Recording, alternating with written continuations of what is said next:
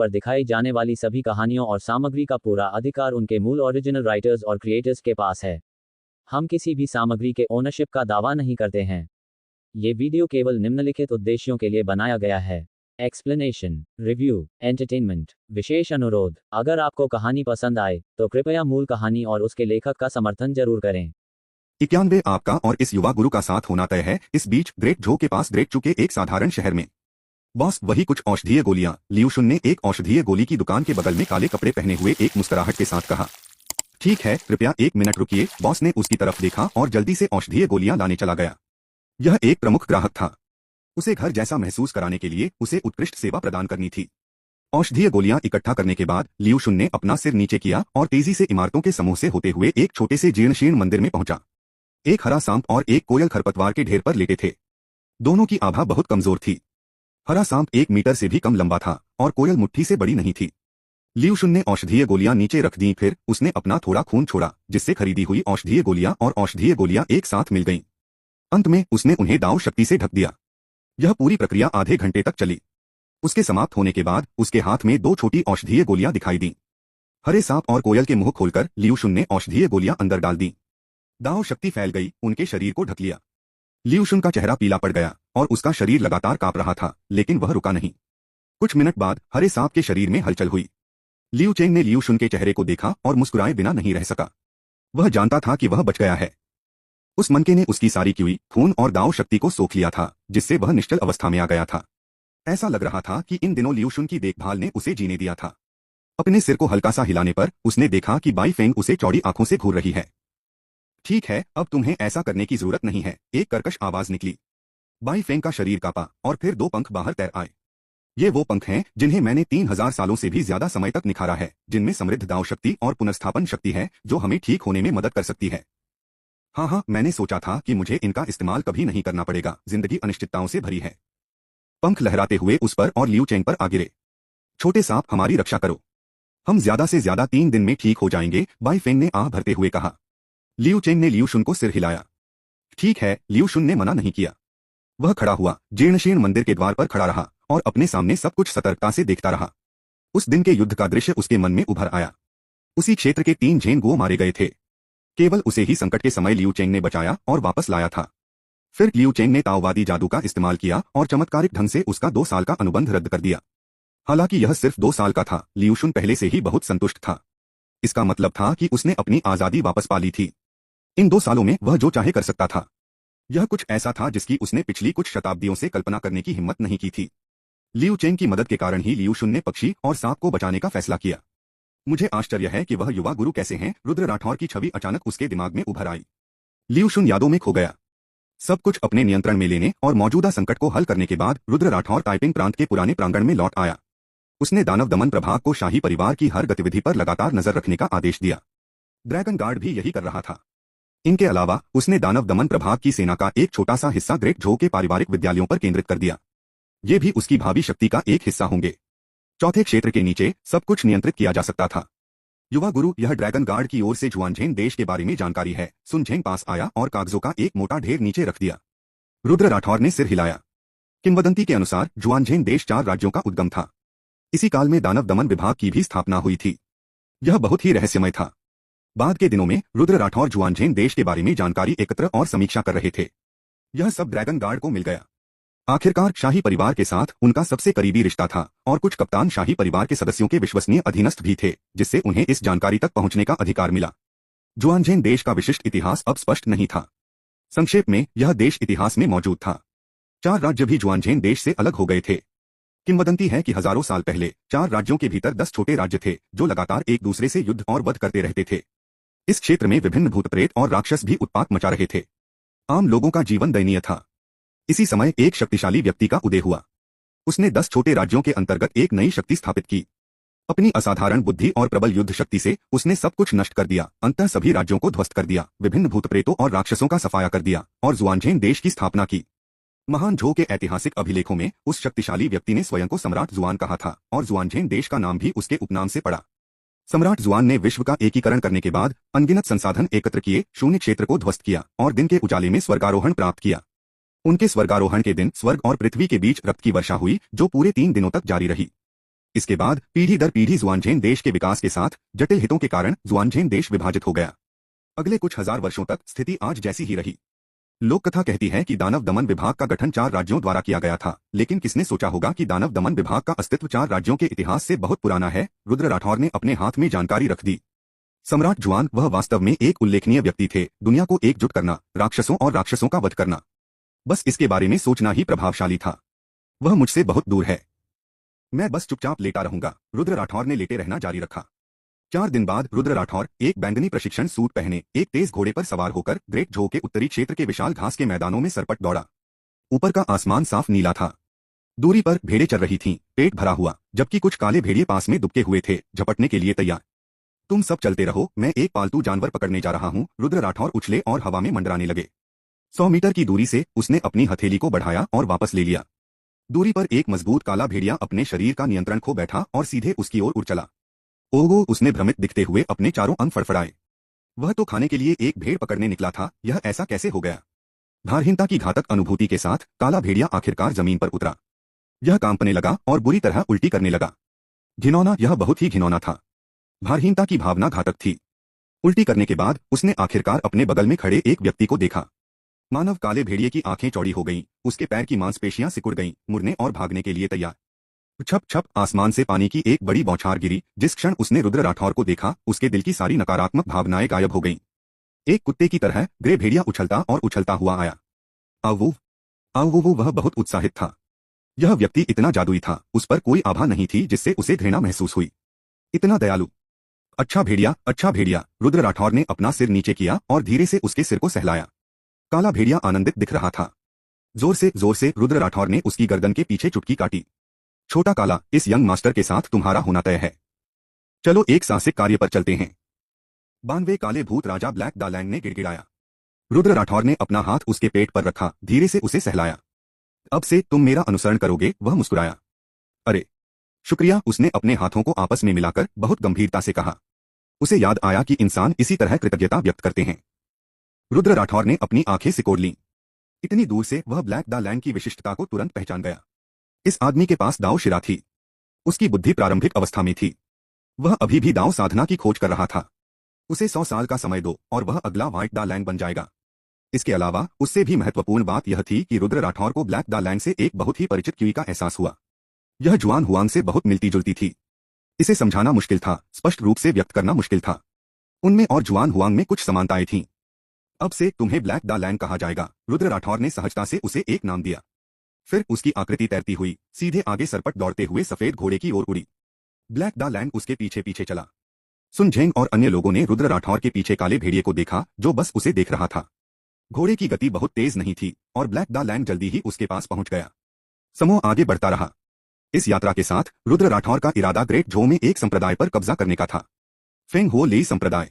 Great झो की संपूर्ण साधना दुनिया में इसका एक महत्वपूर्ण स्थान था। पिछले मानवदानव युद्ध में फेंग हो लेई संप्रदाय ने भी भाग लेने के लिए लोगों को भेजा था और उन्हें भारी क्षति हुई थी। लेकिन जो लोग मारे गए वे सभी द्वितीय लोक या प्रथम लोक में थे। इसका उच्चस्तरीय युद्ध शक्ति पर बहुत कम प्रभाव पड़ा। वास्तव में 4 राज्यों के संप्रदायों और परिवारों को भी समान क्षति हुई थी। कुछ घंटों बाद समूह एक नीची पहाड़ी की तलहटी में रुका। युवा गुरु, आगे काला वो पर्वत है। इस पर्वत से गुजरने पर हम फेंग हो लेई संप्रदाय के क्षेत्र में पहुंच जाएंगे। काला वो पर्वत। रुद्र राठौर की नजर उस पर पड़ी। यह पर्वत श्रृंखला साधारण नहीं थी। उनके पास मौजूद जानकारी के अनुसार पर्वत में दुष्ट प्रेत मौजूद थे। पूरा पर्वत प्रेत की गतिविधि का क्षेत्र था। तृतीय लोक से नीचे के बहुत कम साधक जो इसमें प्रवेश कर पाए सुरक्षित बाहर आ सके। चौथे लोक के लोग भी एक बार अंदर जाने के बाद पूरी तरह से सुरक्षित बाहर नहीं निकल सकते थे। चक्कर लगाओ, चलते रहो। रुद्र राठौर ने अपने घोड़े को चाबुक से झटका और पास के एक छोटे से रास्ते की ओर चल पड़े। सुन झेंग और अन्य लोग चुपचाप उनके पीछे पीछे चले। हालांकि उन्हें ब्लैक वो पर्वत का डर नहीं था, लेकिन रुद्र राठौर अनावश्यक परेशानी को आमंत्रित नहीं करना चाहते थे। इस बार मिशन फेंग हो लेई संप्रदाय को खत्म करना था और बदले में साधना जगत की एक गुप्त सभा की मेजबानी करना था, जो ग्रेट झो की 80% शक्ति को पूरी तरह से नियंत्रित करता था। फेंग हो लेई संप्रदाय एक महत्वपूर्ण कड़ी था। कोई गलती नहीं की जा सकती थी।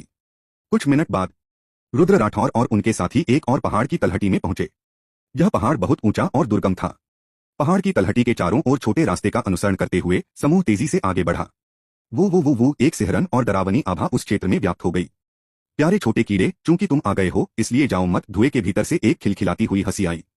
सुन झेंग ने एक भौं उठाई। क्या वह हंसी केवल यम मास्टर की नहीं थी? काला कोहरा छंट गया।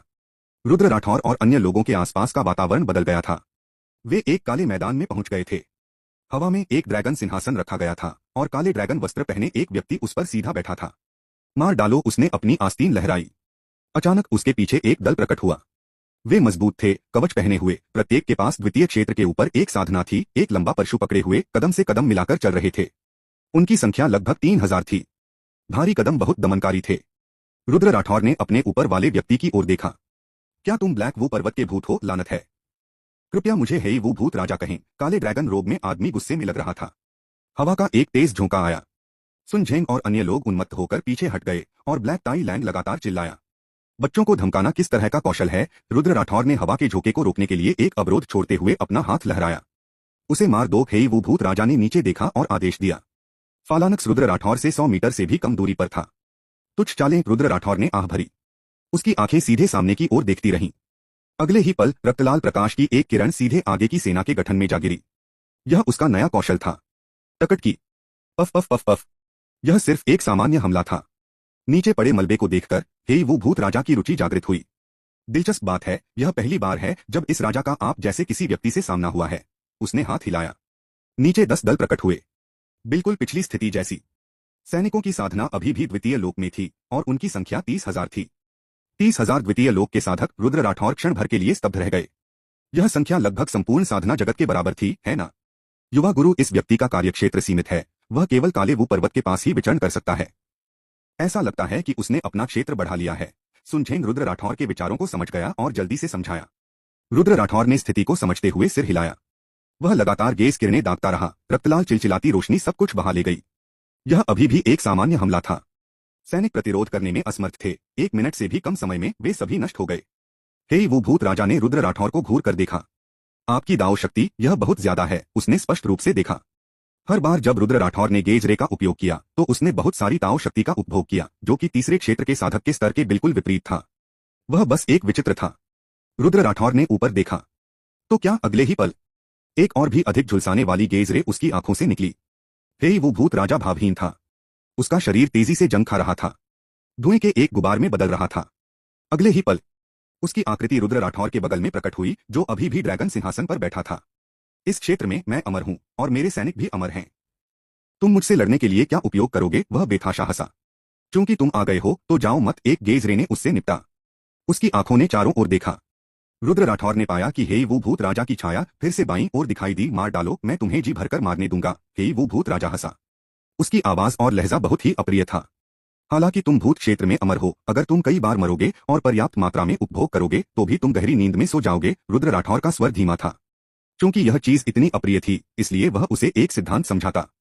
एक अच्छा बेटा छड़ी के नीचे से निकलता है। टकटकी की किरणें लगातार निकल रही थीं। उसकी दाव शक्ति अनंत थी, इसलिए उसे इस स्तर के उपभोग का जरा भी डर नहीं था। उसके सामने के सैनिक और हेई वू भूत राजा मरते रहे और अगले ही पल वे किसी अन्य स्थान पर पुनर्जीवित हो जाते, एक चक्र में दोहराते हुए। जल्द ही रुद्र राठौर उन्हें पूरे 10 बार मार चुका था। हेई वू भूत राजा के हाव भाव बार बार बदलते रहे। कितना विकृत! दाव शक्ति के उपभोग का यह स्तर कुछ ऐसा था जिसकी वह कल्पना भी नहीं कर सकता था। दुष्ट, बहुत ही दुष्ट। 93 नई प्रतिभा। यह बच्चा उससे भी ज्यादा भूत जैसा है। हेई वू पर्वत श्रृंखला में कई वर्षों तक यात्रा करने के बाद हेई वू भूत राजा ने ऐसी स्थिति का कभी सामना नहीं किया था। यदि उसकी ताओ शक्ति वास्तव में अनंत होती तो वह वास्तव में गहरी नींद में सो सकता था। अपने जन्म से लेकर अब तक वह जितनी बार सोया था उसकी गिनती उंगलियों पर की जा सकती है। एक क्षण बाद सभी सैनिक और वह स्वयं एक बार फिर से जीवित हो उठे। हेई वू भूत राजा ने अचानक देखा कि बच्चे ने हमला करना बंद कर दिया है। वह स्तब्ध सा प्रतीत होते हुए वहीं खड़ा रहा। यह अभी भी इस शरीर द्वारा प्राप्त पहली प्रतिभा है। रुद्र राठौर ने अपने सामने आभासी स्क्रीन को देखते हुए बुदबुदाया। आपने थोड़े समय में बड़ी संख्या में जीवों का वध किया है। आपको प्रतिभा प्राप्त हुई है, मृत्यु नेत्र। मृत्यु नेत्र, जब तक उनकी साधना आपकी साधना से कम है, उन्हें एक ही नजर में तुरंत मारा जा सकता है।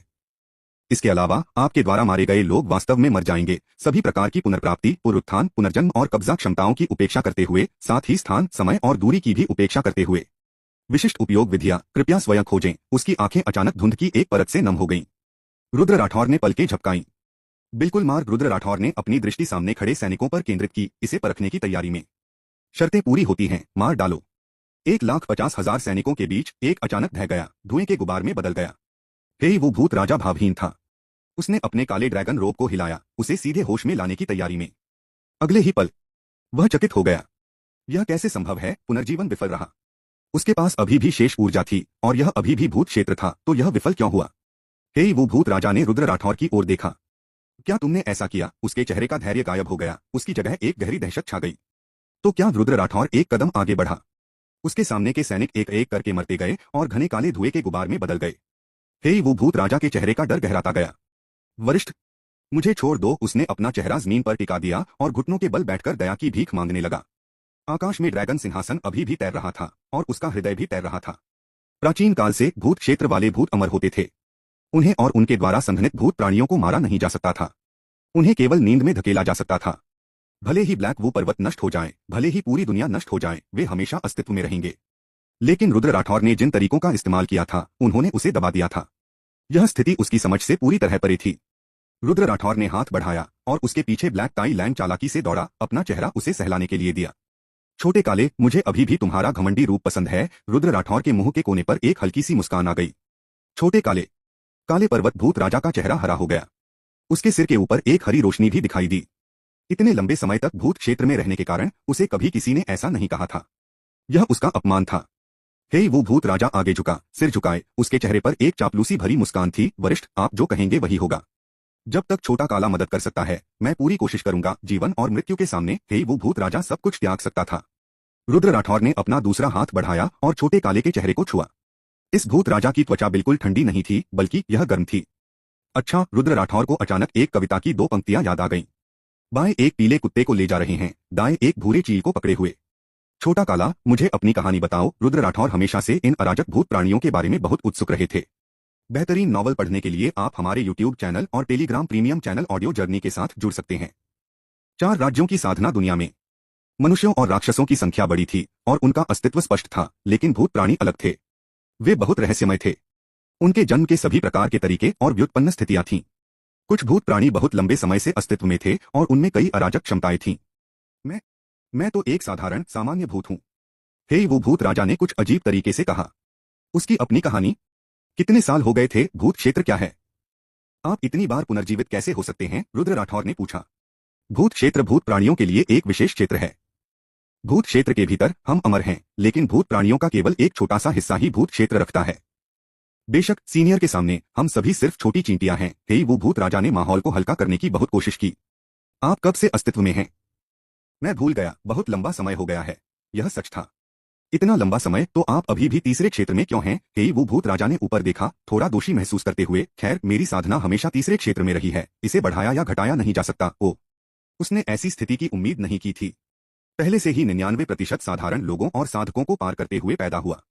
6 अब से मेरे लिए काम करने के बारे में क्या ख्याल है? जब तक सीनियर शब्द कहते हैं, लिटिल ब्लैक आग और पानी से गुजरेगा, यह बिल्कुल भी समस्या नहीं है। रुद्र राठौर ने इसे देखा। वफादारी 60 थी। हे भगवान, अम्मा, आप दूसरे भूत प्राणी हैं जिनसे मैं मिला हूं, जिनसे मैं संवाद कर सकता हूं। मुझे हमेशा आप सभी में काफी दिलचस्पी रही है। आपके अलौकिक और अप्रत्याशित रूप, आपकी रहस्यमय और पौराणिक जन्म विधियां। रुद्र राठौर ने वाक्पटुता से बात की। उन्होंने विनम्र शब्दों की एक झड़ी लगाई। सम्मोहन दाववादी जादू डाला गया था। 5 मिनट बाद रुद्र राठौर ने गहरी भौहें चढ़ाई। लिटिल ब्लैक की वफादारी अभी भी 60 क्यों थी? यह बिल्कुल नहीं बदली थी। वैसे उसका काला ड्रैगन रोब उस पर व्यर्थ गया। वरिष्ठ, आपका ताओवादी जादू भूत प्रेतों पर बेअसर है। इतना ही नहीं, यह किसी भी चौथे लोक और उससे ऊपर के किसी भी शक्तिशाली केंद्र पर भी बेअसर है। हे वो भूत राजा शर्मिंदा लग रहा था। उसने निश्चित रूप से रुद्र राठौर से निकल रही अत्यधिक संक्रामक ताओ शक्ति को महसूस किया, अपने दिल की गहराइयों से। हे वो भूत राजा अभी भी रुद्र राठौर के प्रभाव में आने को तैयार था। आखिरकार इसका मतलब था कि उसके पास अभी भी बचने का मौका था। ओह, क्यों रुद्र राठौर ने पहले कभी ऐसी बात नहीं सुनी थी? क्या सम्मोहन ताओवादी जादू की ऐसी कोई सीमा होती है? हाँ, भूत प्रेतों में प्रबल मानसिक ऊर्जा होती है और उसकी रक्षा करने वाली एक हल्की सी परत भी होती है। आपकी ताओ शक्ति मुझे प्रभावित नहीं कर सकती, भले ही आप बहुत शक्तिशाली हों। जैसे ही उसने कहा, उसके चारों ओर हरे प्रकाश की एक परत प्रकट हुई। रुद्र राठौर ने एक नजर डाली। यह उसके कहे से अलग नहीं था। ताओ शक्ति आक्रमण नहीं कर सकती थी और कोई उपयोगी प्रभाव नहीं डाल सकती थी। जहां तक चौथे लोक की बात है, चाहे वह साधक हो या राक्षस, चौथे लोक में पहुंचने पर उन्हें भी एक ऐसा ही गुण प्राप्त होगा जो उन बाहरी संक्रमणों से रक्षा करता है। यह एक ताओ शरीर की तरह है। गुण की यह परत मुख्य रूप से हमारी मानसिक ऊर्जा को प्रभावित होने से बचाती है। रुद्र राठौर उसकी बात समझ गए। तो फिर आपको नियंत्रित करने का कौन सा तरीका है? खुद ही कोई एक तरीका सोचो। साधना जगत में लोगों को नियंत्रित करने के बारे में उन्होंने केवल दानव दमन विभाग के अनुबंधों, अपने स्वयं के सम्मोहन, ताओवादी जादू और अंतः शव शोधन विधि के बारे में ही सुना था। हे वो भूत राजा अपने मन में पूरी तरह से अवाक थे। यह आदमी बहुत आगे जा रहा है। कुछ मिनट सोचने के बाद हे वो भूत राजा ने अपना शरीर हिलाया। उनके चेहरे पर एक कामुक मुस्कान थी। वरिष्ठ, मैं आपका भूत सेवक बन सकता हूं और हमारी मानसिक ऊर्जा का एक अंश आपकी चेतना में समाहित कर सकता हूं। उस समय आप मुझे आसानी से नियंत्रित कर सकते हैं। 94 क्रिया, अध्याय 94 क्रिया। भूत सेवक रुद्र राठौर ने पहली बार यह शब्द सुना था। वरिष्ठ, कृपया मेरी इच्छा पूरी करें। जिस क्षण लिटिल हेई ने आपको देखा सीनियर, उसे लगा कि आप एक महान नायक, एक महान गुरु हैं। लिटिल हेई खुद को आपको समर्पित करने को तैयार है सीनियर। हेई वो भूत राजा गंभीर लग रहा था। बोलते हुए वह आंसू बहाने के कगार पर भी लग रहा था। रुद्र राठौर चुप हो गया। ठीक है, उसने आह भरी। चूंकि आपने ईमानदारी से यह अनुरोध किया है तो मैं सिबेई इसे आपको प्रदान करता हूं। क्या आप एक और प्रश्न पूछेंगे? रुद्र राठौर ने अपना मन बना लिया था। कृपया पूछें वरिष्ठ। हे वो भूत राजा ने ऊपर देखा। उसकी आंखें दृढ़ संकल्प से भरी थीं। क्या आप सम्राट जुआन को जानते हैं? उनके बारे में कभी नहीं सुना। हे वो भूत राजा ने अपना सिर हिलाया। वह हमेशा ब्लैक वू पर्वत के पास रहा था और वास्तव में ऐसे व्यक्ति के बारे में कभी नहीं सुना था। शायद कोई मानव सम्राट। ठीक है, जल्दी से अपना सिर घुमाओ। रुद्र राठौर मुस्कुराया। उसने उस पर हाथ हिलाया। हे वो भूत राजा ने आज्ञाकारी रूप से अपना सिर घुमा लिया। का एक और झोंका भूत क्षेत्र में फैल गया। रुद्र राठौर ने उसकी ओर देखा। अगले ही क्षण हे वो भूत राजा सीधे काले कोहरे में बदल गया और विलीन हो गया। भूत सेवक, यह सरासर बकवास था। उसने ऐसी चीज के बारे में कभी सुना भी नहीं था। यहां जरूर कोई समस्या होगी। यह सुनिश्चित करने के लिए कि कुछ भी गलत न हो, रुद्र राठौर ने उसे उसके गृहनगर वापस भेजने का फैसला किया। हे वो भूत राजा की साधना हमेशा निम्नस्तरीय तृतीय क्षेत्र में रही थी। रुद्र राठौर प्रतिदिन साधना करते थे। उनकी समग्र साधना प्रगति पहले ही हे वो भूत राजा से आगे निकल चुकी थी और मृत्यु नेत्र के माध्यम से वह सीधे उनका वध कर सकते थे। हे वो भूत राजा की मृत्यु के साथ भूत क्षेत्र स्वतः ही पीछे हट गया। आसपास का पहाड़ी इलाका अपने मूल स्वरूप में लौट आया। चलो अपने रास्ते पर चलते रहें। रुद्र राठौर ने सिर हिलाया, अपने अधीनस्थों और ब्लैक द लैंड का नेतृत्व करते हुए आगे बढ़ते हुए। महान झो बेयुआन प्रांत, उत्तर में एक साधारण सा छोटा शहर। यहाँ बहुत कम लोग थे। सड़कों पर मुश्किल से ही कोई आम आदमी चलता था। न ही घरों में चूल्हे जलाने का कोई निशान था। यह फेंग हो लेई संप्रदाय का क्षेत्र था। इस शहर का हर व्यक्ति उनका शिष्य था। उनके अलावा कोई बाहरी नहीं था। शहर के ठीक बीचों बीच कई ऊंची इमारतें थीं। कुल 5 पगोड़ा थे। सभी 6 मंजिला थे। केंद्रीय पगोड़ा की छठी मंजिल पर फेंग हो लेई संप्रदाय के वर्तमान संप्रदाय प्रमुख फेंग तियानी सफेद वस्त्र पहने खिड़की के पास बैठे थे, मुट्ठी भर शतरंज के मोहरे लिए हुए। उन्हें एक अव्यवस्थित शतरंज की बिसात पर सजा रहे थे। तियान याओ गठबंधन के साथ युद्ध में पारिवारिक संप्रदायों की निम्नस्तरीय युद्ध शक्ति को भारी नुकसान हुआ। मुझे आश्चर्य है कि क्या शाही परिवार इस अवसर का लाभ उठाकर कार्रवाई करेगा। उन्होंने मन ही मन एक काला मोहरा नीचे रख दिया। शाही परिवार हमेशा से दुनिया की सारी शक्ति इकट्ठा करने की कोशिश करता रहा था, लेकिन पारिवारिक संप्रदाय कुछ क्षेत्रों में गहराई से जमे हुए थे और उनका प्रभाव बहुत ज्यादा था। वे हर जगह स्थानीय सम्राट थे। शाही परिवार की केंद्रीकृत शक्ति के लिए पारिवारिक संप्रदाय सबसे बड़ी बाधा थे। अगर वे अभी कार्रवाई नहीं भी करते तो भी शाही परिवार भविष्य में इस अवसर का लाभ उठा लेता। उन्हें हर समय तैयार रहना पड़ता था। जब वह सोच रहा था तभी एक शिष्य आया, आदरपूर्वक झुका और अपनी आस्तीन फड़फड़ाते हुए शांति से बोला, संप्रदाय प्रमुख को सूचित कर रहा हूं, दानव दमन विभाग से एक झेनफुशी आ गया है। फेंग तियानी ने भौहें चढ़ाई। दानव दमन विभाग वह कितने लोगों को लाया है और उनकी साधना क्या है? शिष्य ने रिपोर्ट जारी रखी। कुल 5 लोग, सभी तृतीय लोक में। उनके अलावा एक काला भेड़िया भी है जो अभी तक दांव में नहीं आया है। तृतीय लोक के 5 साधक। सभी पुर्नियों को इकट्ठा करो, युद्ध की तैयारी करो। फेंग तियानी की भौहें तन गईं। उसके हाथ में शतरंज के मोहरे एक के बाद एक गिरते गए। 5 तृतीय लोक साधक। यह एक ऐसी शक्ति थी जिसका दानव दमन विभाग ने कभी खुलकर खुलासा नहीं किया था। वे क्या करने की कोशिश कर रहे थे? शिष्य को गए 10 सेकंड से भी ज्यादा हो गए थे। फेंग तियानी अभी भी इस मामले पर विचार कर रहा था। कुछ ही देर बाद कमरा लोगों से भर गया। फेंग तियानी एक बूढ़े व्यक्ति के पास गया और उसे प्रणाम किया। महान बुजुर्ग, इस बार दानव दमन विभाग का आना शुभ संकेत नहीं है। बूढ़े व्यक्ति ने अपनी दाढ़ी सहलाई। लड़ो। चूंकि वे लड़ना चाहते हैं तो चलो लड़ते हैं। शाही परिवार और हमारे बीच देरसवेर लड़ाई होगी ही, चाहे जल्दी हो या देर। वह एक दयालु चेहरे वाला सुसंस्कृत दिख रहा था, लेकिन उसके शब्द आश्चर्यजनक थे। फेंग तियानी ने अपनी मुट्ठियां कस ली। उसके मन में भी यही विचार आया। इसी समय बाहर से कदमों की एक श्रृंखला आई। फेंग तियानी ने आश्चर्य से दरवाजे की ओर देखा। फेंग हो लेई संप्रदाय के कई शिष्य भावशून्य भाव से कमरे के दोनों ओर खड़े हो गए। कुछ सेकंड बाद एक सुंदर व्यक्ति अंदर आया। ओह, आप सब यहाँ हैं। रुद्र राठौर लोगों के समूह को देखकर मुस्कुराया। संप्रदाय प्रमुख, क्या यह दानव दमन प्रभाग का झेनफुशी है? जिस शिष्य ने अभी अभी सूचना दी थी उसने रुद्र राठौर की ओर इशारा करते हुए कहा।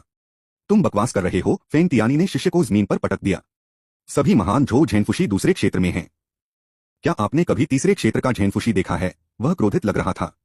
ये शिष्य कैसे बद से बदतर होते जा रहे हैं? उनमें जरा भी विवेक नहीं था। आप कौन हैं? फेंग तियानी सीधे रुद्र राठौर की ओर देखते हुए आगे बढ़े। महापुरुष उनके पीछे पीछे चले। मैं एक अच्छा इंसान हूं जो शांति पसंद करता है, चाहता है कि लोग सद्भाव से रहें और चाहता है कि यह दुनिया सच्चाई, अच्छाई और सुंदरता से भर जाए। दांव शक्ति छोड़ते हुए रुद्र राठौर ने बोलना शुरू किया। कुछ मिनट बाद फेंग तियानी ने सिर हिलाया। छोटे भाई, तुमने बिल्कुल सही कहा। मैं हमेशा से ऐसा करना चाहता था, लेकिन मुझे बस मौका नहीं मिल रहा था। उसने आह भरी। उसके चेहरे पर उदासी के भाव थे। कोई बात नहीं। जब तक तुम्हारे दिल में कोई सपना है, तब तक कहीं भी युद्ध का मैदान हो सकता है। रुद्र राठौर ने उसे धीरे से देखा। इस समय इस कमरे में चौथे लोक के वृद्ध को छोड़कर बाकी सब अब उसके ही लोग थे। तुम किस बारे में बात कर रहे हो? चौथे लोक के वृद्ध आगे बढ़े और फेंग तियानी को अविश्वास से देखते रहे। क्या तुम समझ नहीं रहे? रुद्र राठौर ने उसके वृद्ध चेहरे को देखा और आह भरी। अगर हर कोई थोड़ा सा प्यार दे तो दुनिया एक खूबसूरत मानवीय लोक बन जाएगी। उसने अपना सिर नीचे कर लिया। एक और आह। मुझे यह भी पता है कि तुम जैसे लोग इस दुनिया में अपने प्यार का जरा भी योगदान नहीं देंगे। रुद्र राठौर ने ऊपर देखा तो कृपया मर जाओ। बूढ़ा आदमी बोलने ही वाला था कि अगले ही पल रक्तलाल प्रकाश की एक किरण निकली, जिसने उसे पूरी तरह से पिघला दिया। वह इतने कम समय में चौथे लोक के व्यक्ति को नियंत्रित नहीं कर सकता था। एक साधारण नेत्र किरण उसे सीधे मार डाला। रुद्र राठौर ने नाक सिकोड़ी, 2 सेकंड के लिए रुका, फिर नीचे उकड़ू बैठ गया। लगातार ब्लैक द लैंग के शरीर पर फर रगड़ता रहा। फेंग हो लेई संप्रदाय के नाम पर महाझो क्षेत्र के सभी साधना बलों के नियंत्रकों को आमंत्रित करते हुए साधकों की एक सभा आयोजित करो। रुद्र राठौर ने फेंग तियानी की ओर देखा। हाँ, लेकिन इतने बड़े पैमाने का आयोजन निश्चित रूप से शाही परिवार का ध्यान आकर्षित करेगा। दानव दमन विभाग के अलावा शाही परिवार के अधीन कई छिपी हुई शक्तियां भी हैं। वे महाझो के भीतर बिखरी हुई साधना शक्तियां हैं और हम यह निर्धारित नहीं कर सकते कि उनमें से कौन शाही परिवार से संबंधित है। फेंग तियानी को यह बहुत मुश्किल लगा। शाही परिवार की बाहरी ताकतें, रुद्र राठौर को इसकी बिल्कुल भी परवाह नहीं थी। उसकी नजर में शाही परिवार द्वारा विकसित ताकतें अपना असली रूप दिखा चुकी थीं। आखिरकार शुरुआती दौर में इन ताकतों के साथ संचार और संसाधन आपूर्ति सब कुछ दानव दमन प्रभाग और ड्रैगन गार्ड द्वारा ही संभाला जाता था। 95 जुआन मो लौटता है। मैं तुम्हें एक पल में एक सूची दूंगा, तुम्हें बस उन्हें बुलाना है। रुद्र राठौर के पास दाझो शाही परिवार से कई निर्देश और जानकारी थी। वे गद्दार उसकी नजर से कैसे बच सकते थे? बहुत बढ़िया, फेंग तियानी ने कहा। ठीक है, जाओ अपना काम करो। रुद्र राठौर मुड़ा और चला गया। यहां आते आते वह फेंग हो लेई संप्रदाय के अनुयायियों को पहले ही मार गिरा चुका था। यह जगह उसका क्षेत्र बन गई थी। वे सब बस कमजोर लोगों का एक समूह थे। मैंने समय को तेजी से आगे बढ़ाया। आधा साल पलक झपकते ही बीत गया। महान झो टाइपिंग प्रांत। रुद्र राठौर आंगन के बाहर एक आराम कुर्सी पर संतुष्ट होकर बैठा था। 2 बेहद खूबसूरत लड़कियां उसके कंधों की मालिश कर रही थीं और उनके बगल में एक और सुंदर लड़की उसके लिए अंगूर छील रही थी। युवा गुरु जुआन मो और बाकी लोग वापस आ गए हैं, सुन झेंग ने दरवाजे के बाहर से कहा।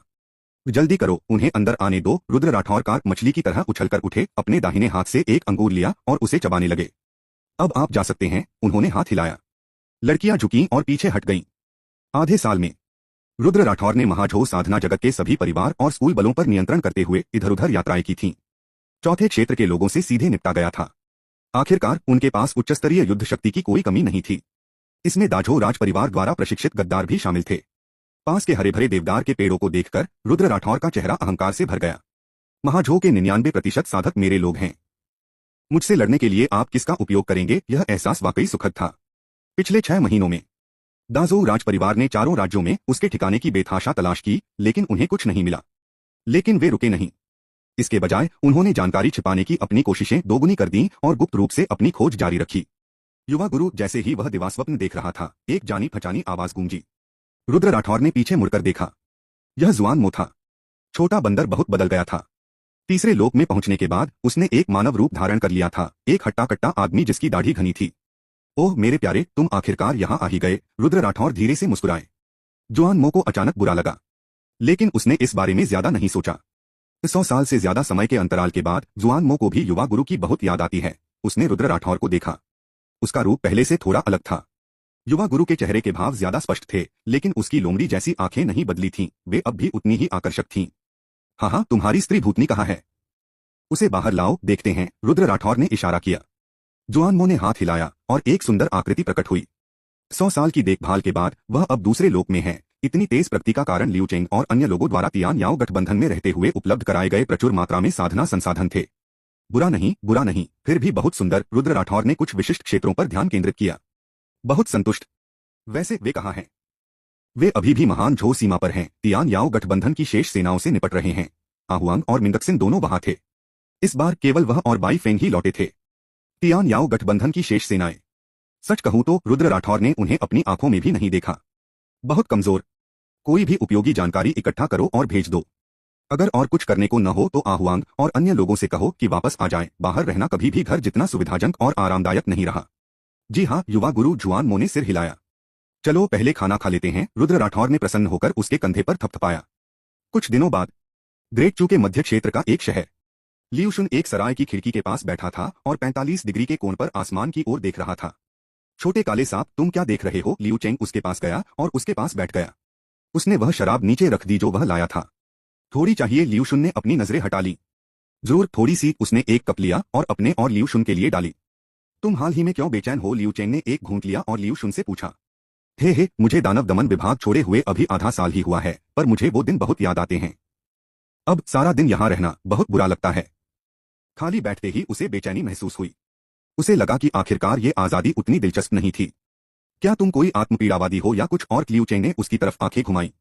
आखिरकार उसे आजादी मिल गई, पर उसे उन दिनों की याद आ रही थी जब तुम बंधन में थे। अथाह, क्या हम वापस जाकर देख लें? लियू चेंग ने अपने प्याले में शराब पी ली। क्या हम कर सकते हैं? लियू शुन थोड़ा उत्सुक था। सच कहूं तो उसे ग्रेट झो में अपने पुराने अधीनस्थों और उन वर्षों में राक्षसों और राक्षसों का वध करने वाले जीवन की बहुत याद आती थी। इसमें क्या गलत है? यह यात्रा बाई फेंग और मुझे दुर्भाग्य से मिली हुई यात्रा मानी जा सकती है। हमारी साधना काफी बढ़ गई है। मैं यह नहीं कह सकता कि हम अजय हैं, लेकिन अपनी क्यूई को छुपाकर तुम्हें ग्रेट झो तक ले जाना बहुत आसान है। लियू चेंग को जरा भी परवाह नहीं थी। वैसे बाई फेंग को बस अहुआंग को ढूंढना है, वो भी ग्रेट झो में है, तो चलो चलते हैं। सड़े सांप के सिर, मैंने तुम्हें कितनी बार कहा है कि बाहर वालों के सामने मुझे बाई फेंग मत कहो। बाई फेंग की आवाज अचानक आई, उसके बाद एक पत्थर। लियू चेंग ने हाथ बढ़ाया और आसानी से पत्थर पकड़ लिया। वह पर्दे से टिक गया। बाई फेंग को प्यार भरी नजरों से देखते हुए, तो क्या मैं तुम्हें लिटिल फीनिक्स कहूं? बाई फेंग ने घूरकर देखा। अगर तुमने एक शब्द और कहा तो मैं गारंटी देता हूं कि तुम्हारे सारे शल्क उतर जाएंगे, उसने दांत पीसते हुए कहा। यह सुनते ही लियू चेंग और लियू शुन के पूरे शरीर में ठंडक दौड़ गई। सांप होने के नाते यह उनके लिए सबसे बड़ी सजा थी। अगर मुझे तुमसे डर लगता है तो मैं तुम्हारे सारे पंख नोच लूंगा। सांप और फीनिक्स एक साथ सिमट गए। लियू शुन शांति से देख रहा था। क्या इसे लोग खूनी मंदारिन बत्तख कहते हैं? खिड़की के बाहर पैदल यात्री लगातार चल रहे थे और दृश्य सुंदर था। कुछ दिन बीत गए। आहुआंग और मिंदक्सिन भी लौट आए उस खूबसूरत छोटे से आंगन में। तो तुम एक कुत्ते हो और तुम एक बंदर। लिन फैन ने आहुआंग और जुआन मो को देखा और खिलखिलाकर हंस पड़े। हा, आहुआंग, क्या शानदार नाम है। जुआन मो, बुरा भी नहीं है, लेकिन बदकिस्मती से तुम दोनों में से कोई भी नाम मेरे नाम जितना अच्छा नहीं लगता। मैं लिन फैन अजय हूं। लिन फैन अपना पेट पकड़कर हंसा। आहुआंग ने अपनी मुट्ठियां भींच लीं और जुआन मो की ओर देखा। मैं अब और नहीं रोक सकता। जुआन मो ने भी उसे वैसी ही नजर से देखा। मारो इसे, ताली ताली ताली ताली ताली ताली ताली। अजीबोगरीब आवाजों की एक श्रृंखला के साथ लिन फैन ने अपने कपड़े ठीक किए और खुद बाहर चला गया। वह धीरे से हंसा। अभी भी राक्षस, बहुत कमजोर। उसने अपनी मुट्ठियां भींच लीं, मुट्ठी भर खरबूजे के बीज उठाए और उन्हें खाते हुए चला गया। जमीन पर आहुआंग ने जुआन मो को ऊपर खींच लिया। दोनों के चेहरे और शरीर पर चोट के निशान थे। क्या यह आदमी लोहे का बना है? कितना कठोर! आहुआंग अवाक रह गया। जुआन मो ने साफ नीले आसमान की ओर देखा। मैंने यंग मास्टर को कहते सुना कि यह आदमी एक ज़ॉम्बी है, एक थर्ड रियल ज़ॉम्बी। आहुआंग समझ गया। कोई आश्चर्य नहीं, लेकिन अगर वह ज़ॉम्बी है भी तो उसका व्यक्तित्व बहुत बुरा है, बहुत नीच। वह नाखुश लग रहा था। जुआन मो भी अवाक रह गया। एकमात्र बुद्धिमान ज़ॉम्बी होने के नाते वह यंग मास्टर का बहुत पसंदीदा है। सुन झेंग किनारे से आया और हंसते हुए बोला, तुम यहाँ क्यों हो? क्या कुछ गड़बड़ है? जुआन मो ने उसकी ओर देखा। सुन झेंग ने हाथ में दस्तावेज लहराते हुए सिर हिलाया। ग्रेट झो की तरफ से कुछ हुआ है, मुझे यंग मास्टर को जल्दी से बताना होगा। चलो साथ मिलकर देखते हैं। आहुआंग की रुचि बढ़ी। 96 मिलिए अध्याय 96 मुलाकात। युवा गुरु। ग्रेट झो के एक दक्षिणी गांव में रातों रात 20 से अधिक अजीबोगरीब घटनाएं घटीं, जिसके परिणामस्वरूप सैकड़ों लोग हताहत हुए। सुन झेंग ने दस्तावेज सौंप दिया। आहुआंग और जुआन मो दरवाजे के पास झुककर सुन रहे थे। रुद्र राठौर ने धीरे से इसे खोला और ध्यान से पढ़ा। ग्रेट झो के दक्षिणी हुआयुआन प्रांत में पुराने काउंटी तियानसिन शहर, जियुन शहर और फेंगयुआन शहर में आसपास के गांवों में रातों रात 400 से अधिक लोग मर गए। उन सभी का रक्त और सत्व निकाल दिया गया था। उनकी मौतें भीषण थीं। वर्तमान में दानव दमन प्रभाग बड़े पैमाने पर खोज कर रहा है। क्या यह किसी प्रकार का राक्षस हो सकता है? उसने सुना था कि ज़ॉम्बी अपनी साधना बढ़ाने के लिए रक्त को अवशोषित कर सकते हैं और कुछ राक्षस अपनी साधना के लिए सत्व को अवशोषित करने के लिए सुंदर महिलाओं और पुरुषों में बदल सकते हैं। मैंने हुआयुआन प्रांत के आसपास के कल्टीवेटर बलों को जांच शुरू करने का निर्देश दे दिया है। हमें 3 दिनों के भीतर परिणाम मिल जाएंगे। सुन झेंग ने नीचे से कहा। यह स्पष्ट था कि वह बहुत आश्वस्त था। रुद्र राठौर ने मेज थपथ पाई। अपना सर्वश्रेष्ठ करो, लेकिन जल्दबाजी में कोई कदम मत उठाओ और दुश्मन को सतर्क मत करो। यह अभी भी बहुत अजीब था, सतर्क रहना बेहतर था। आखिरकार सावधानी ही सुरक्षा की जननी है। सुन झेंग चला गया। पूरा दानव दमन विभाग इस मामले के इर्द गिर्द काम करने लगा। 3 दिन बाद सुन झेंग रिपोर्ट करने लौटा। उसे कुछ नहीं मिला था। अपने सभी प्रयासों और तरीकों के बावजूद वे अपराधी का कोई सुराग नहीं पा सके। रुद्र राठौर ने भौहें चढ़ाई। उसने अब इस मामले में खुद को चिंतित नहीं किया और इसके बजाय खुद को साधना में डुबो दिया। धीरे धीरे अपनी शक्ति बढ़ा रहा था। 7 दिन और बीत गए। इस दिन रुद्र राठौर ने अचानक अपने आंगन के बाहर 2 शक्तिशाली क्यूई प्रकट होते हुए महसूस किए। 2 चौथे लोग। आहुआंग, तुम यहाँ क्यों हो? बाई फेन ने भौहें चढ़ाई। उसे हमेशा लगता था कि कुछ गड़बड़ है। आहुआंग बिना वजह किसी इंसानी शहर में नहीं आता, यहाँ इतनी आसानी से रहता हुआ तो बिल्कुल नहीं। यह बहुत ही असामान्य था। गुरु, वो आहुआंग थोड़ा घबरा गया। वह इसे कैसे समझाए? अब उसके 2 गुरु थे, एक रुद्र राठौर और दूसरे बाई फेंग। वहां खड़े होकर उसे सचमुच समझ नहीं आ रहा था कि क्या करे। अरे तुम तीनों कौन हो? तभी एक आकृति बाहर आई। मैं कहता हूं आहुआंग, सुबह सुबह क्या तुम इतनी जोर से भौंकना बंद कर सकते हो? मैं अभी तक उठा भी नहीं हूं। लिन फैन आंखें मलते हुए नींद से भरे चेहरे के साथ बाहर चला गया। लियू चेंग ने उसकी तरफ देखा और अचानक हंस पड़ा। एक ज़ॉम्बी? दिलचस्प। यह दानव दमन विभाग का विशेष प्रांगण था और इसमें वास्तव में एक ज़ॉम्बी था। दानव दमन विभाग किस तरह का संगठन था जो राक्षसों का वध करता है और राक्षसों का उन्मूलन करता है? हम, यह कैसा स्वर है? मैं लिन फैन, खुश हूं कि आप मेरी पहचान सकते हैं, लेकिन आपका रवैया मुझे, लिन फैन, बहुत दुखी करता है। लिन फैन ने अपना दाहिना हाथ नीचे कर लिया, नाखुश दिख रहे थे। बाई फेंग ने अपना सिर घुमाया। शोर, एक घनी दाव शक्ति उड़ी जिससे लिन फैन 10 मीटर से अधिक दूर उड़ गया। लिन फैन ने अपनी छाती को पकड़ लिया और टूटे हुए रॉकरी के पास से उठ खड़ा हुआ। इस समय रुद्र राठौर भी धीरे से चला आया। मास्टर, मास्टर, आपको मेरे लिए न्याय कायम रखना होगा। लिन फैन ने अपने शरीर को घसीटा। अन्याय हुआ लग रहा था। जैसे ही मैं अंदर आया, मैंने देखा कि यह आदमी आहुआंग का अपहरण करने की कोशिश कर रहा है। वे बहुत दुष्ट हैं और उन्होंने मुझ पर हमला करने की भी हिम्मत की। देखो, मेरी छाती पर कपड़े फटे हुए हैं। इस बार वह दूर कृत्रिम झील में स्थिर रूप से उतरा। रुद्र राठौर की निगाहें बाई फेंग, लियू चेंग पर टिक गईं और फिर उसने लियू शुन को देखा।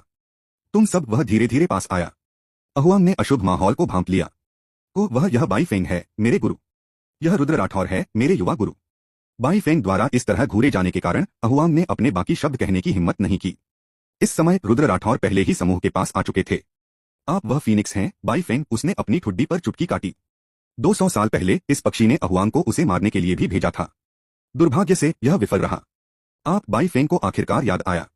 रुद्र राठौर पर क्यों? बहुत स्पष्ट, बहुत परिचित था। मैंने आपके लिए 2 मार्गदर्शक ताबीज बनाए। दोनों बार आपकी पहचान अलग थी। एक साधारण मार्शल आर्टिस्ट था और दूसरा थर्ड रियल्म कल्टीवेटर था। दिलचस्प है, बहुत दिलचस्प। बाई फेंग मुस्कुराया। अगले ही पल उसके हाथ में हमला सीधे बढ़ गया। एक शक्तिशाली बल रुद्र राठौर की ओर उड़ गया।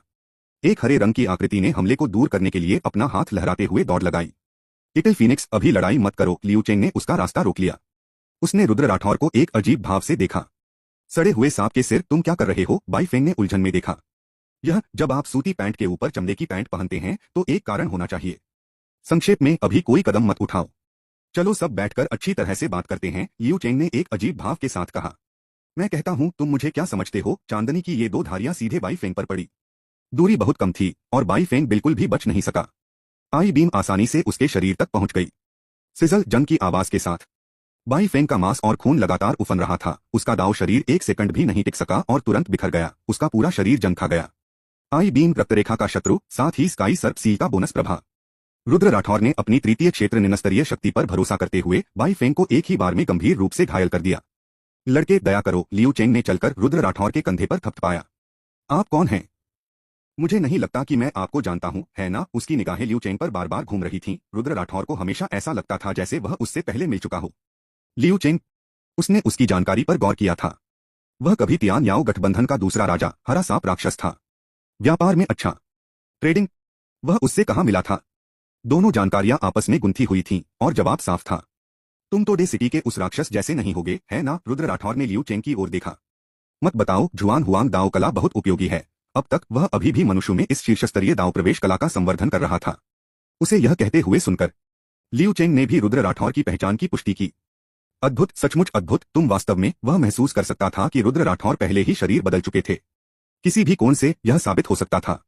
आखिरकार दोनों के बीच बदलाव बहुत बड़ा था। सबसे महत्वपूर्ण बात, वर्तमान में उसके मन में रुद्र राठौर के प्रति कोई नकारात्मक भावना नहीं थी। यह लड़का वास्तव में सुंदर है। काश मैं हमेशा इसके साथ रह पाता। हम सब परिचित हैं। लियू चेंग ने हाथ हिलाया। फिर वह लियू शुन की ओर देखने के लिए मुड़ा। दोनों के बीच गहरी समझ थी। लियू शुन ने हाथ बढ़ाया और पुरानी शराब के 2 जार उसे सौंप दिए। लियू चेंग ने हंसते हुए उनकी बात मान ली। चलो बैठो, कुछ पी लो और अच्छी बातें करो। कोई भी गलतफहमी सीधे दूर हो जाती है। हाँ, उसने बीच बचाव करने की कोशिश की। रुद्र राठौर ने उसकी तरफ देखा। तुम्हारी बातें मायने नहीं रखती। 97 मीट बंद कुत्तों को मात देते हैं। रुद्र राठौर के अपने आचरण के कुछ सिद्धांत हैं। जो जान जोखिम में डालते हैं उन्हें मरना ही होगा। इस बाई फेंग ने पहले अहुआंग को उसकी हत्या के लिए भेजा था और अब वह फिर से यह करतब दिखा रहा है। क्या वह सचमुच खुद को आसान समझता है? अजीब विचित्र। बाई फेंग बुरी तरह घायल हो गया था। उसने अपने मुर्गे के पैर और सिर पहले ही दिखा दिए थे। उसका शरीर गिरे हुए पंखों और खून से लथपथ था। उसने रुद्र राठौर की ओर इशारा किया। उसका चेहरा भय से भर गया था। यह आदमी दाओ लाइट पर्ल से भी ज्यादा आश्चर्यजनक था। वह सचमुच इसे समझ नहीं पाया। लियू चेंग ने रुद्र राठौर को रोका और अपने प्याले में शराब एक ही घूंट में गटक गया। क्या तुम मेरी ईमानदारी देख रहे हो? रुद्र राठौर ने उसकी तरफ नहीं देखा। उसका शरीर थोड़ा झुका और एक और पूरी शक्ति वाली आंख की किरण निकली। इस बार रक्त की 2 किरणें सीधे बाई फेंग के गंभीर रूप से घायल शरीर को पिघला गईं। साथ में एक तेज संक्षारक ध्वनि भी थी। बाई फेंग एक छोटी कोयल में बदल गया। उसकी त्वचा से लगातार खून रिस रहा था। उसकी सांसें धीमी थीं, मानो वह किसी भी क्षण मर सकता है। युवा स्वामी, मेरे स्वामी को छोड़ दो। अहुआंग कुछ अजीब ढंग से बोला और उसके पास आया। वर्षों की दोस्ती ने उसे ऐसी घटना को अनदेखा करने में असमर्थ बना दिया था।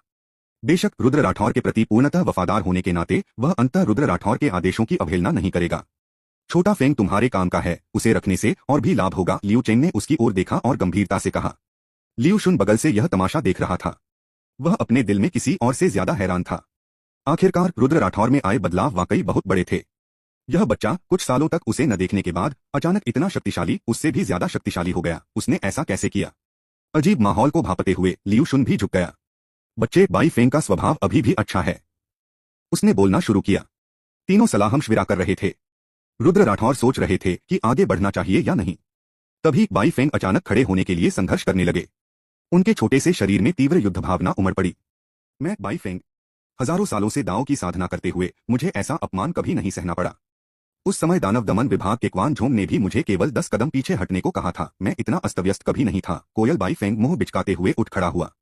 तुम एक प्रतिभाशाली व्यक्ति हो, एक अद्वितीय प्रतिभाशाली व्यक्ति। तुम्हारे पास कई रहस्य हैं।